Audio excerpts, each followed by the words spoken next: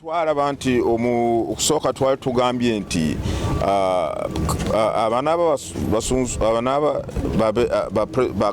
candidates ba presidential candidates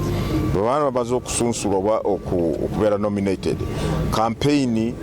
program yali egamba nti batandike ngo ennaku 4 naye kati twagenze okukitunulamu omuntu bamusunsudde ennaku 23 oba 24 kati okuva olwo mpaka ennaku 4 omuntu oyo n'omukuuma otya ate nga yamanyi nti ali candidate kyamanyi yetatandike okutaalaka mu ggwanga lyonna agende omubawagizi agende eri abantu ayogere eri abantu kati ntugamba ennaku 10 nga candidate nga kyatudde aho ate nga alina okutaalaka eggwanga lyonna netugamba kutaalaka eggwanga lyonna tugamba nedda olunaku katulukyuse netugamba kakati abagenda abo bonna bana bamaze okusunsulwamu batandike campaign zaabwe ng'ennaku 29 naye nga tunamundatandika campaign mujja kusooka mutuule ne bannammwe bacandidates abalala tukole kitwandise harmonization okukiriziganya nze bwe naabeera mpigi olunaku bwe luti nze nja kubeera mukono gundi ajja kubeera egindi baleme program zireme kwonagana lwekyo ekyo twakikyusizamu ate nekyokubiri twala kutegeeza eggwanga abo bagenda kwesimba ku bwa member of parliament neze ennaku z'okusunsulamu twazikyusiza kubanga twafuna okutegereza wiiki ewedde twafuna okutegerezebwa kuva Minister of Foreign Affairs nti waliwo olukungaana lwa NAM olugenda kubeera mu Uganda ng'ennaku 15 n'ennaku 16 omwezi gwe10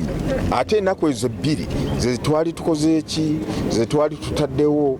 ku abo bonna bagenda kubwesimba ku bwa member of parliament okusunsulwamu mu district zonna yonna mu ggwanga lyonna nekyo Minister of Foreign Affairs netusaba kubanga ba minister bagenda kwenyigira mu NAM ate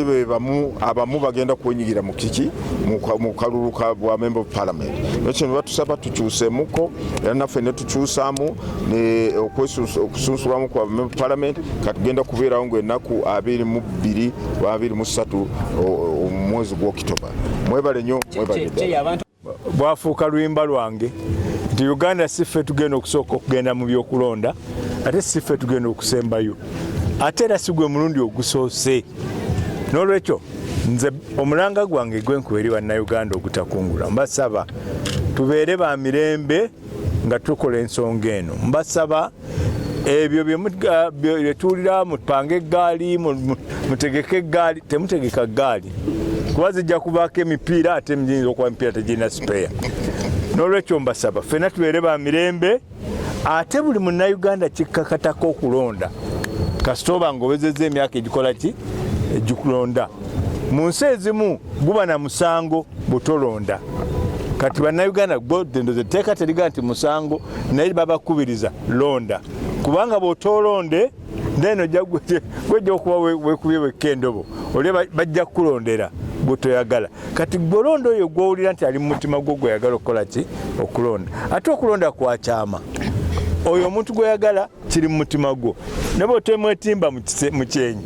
omanyi gweyagala okukola ki okulonda tetukubagana tutamagana mbale kubanga obulamu bulina okugenda mu maaso tukuume emirembe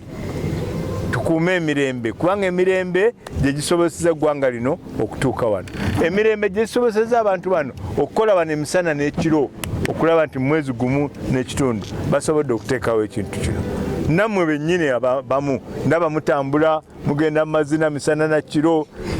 ekyali kitasoboka lwa mirembe kati emirembe egyo tuleme gyonoona tuleme gizannyiramu kubanga bannange awatali mirembe tewali bijja kutambula n'olwekyo mbakubiriza tuleme totema bitooke bya munno toyokya mmotoka ya munno olw'ebyobufuzi mwebale nnyo mwebalire ddala.